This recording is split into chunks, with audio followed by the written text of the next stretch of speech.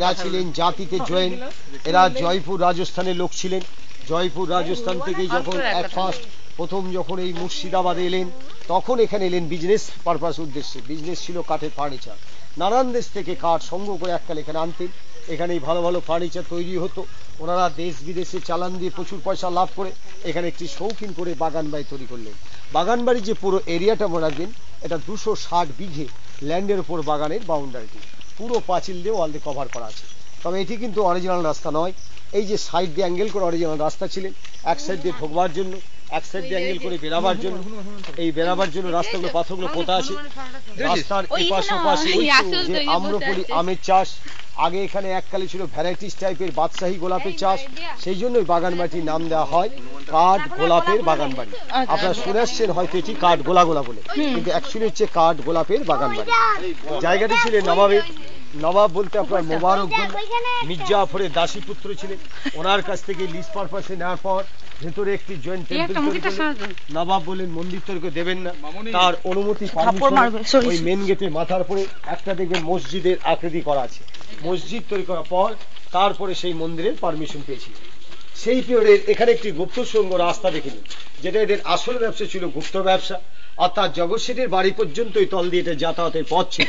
1847 যখন ভয়ঙ্কর একটা বন্যা দেখা দিয়েছিল, সেই বন্যাতে গোটা মুর্শিদাবাদটি জলে জলময় ফ্লাড হয়ে যায়। সেই বন্যাতে দেবেন জগৎ শেঠের বাড়ি আর হিরাজির এই দুটি প্রাসাদ গঙ্গার গর্ভে চলে যায়। এটা সেই জগৎ শেঠের বাড়ি পর্যন্তই তল দিয়ে যাতায়াতের আগে পথ ছিলেন চোরাই কারখানা।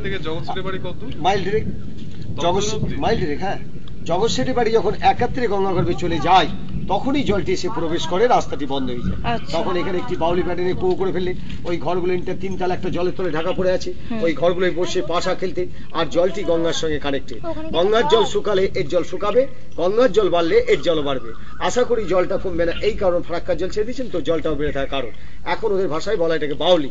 একটা বাচ্চা ছেলে পড়ে গেছিলেন, চাওয়ার পর মালিকের চোখে পড়াতে মালিক বেড়ে দিয়েছিল চেনে তালা। এবার ঝেড়ে রিপেয়ারিং করে মেশিন দিয়ে জলটাকে একবারে কমিয়ে দেওয়া হবে। এইবার আপনারা গিয়ে দেখতে পাবেন চিরদিনের মতন থাকবে খোলা। পেছনের ব্যাকে চলে আসুন। এবার মাইকেল এঞ্জেলের মূর্তিটাকে ফলো করুন। বিশ্ববিখ্যাত আর্টিস্ট মাইকেল এঞ্জেল।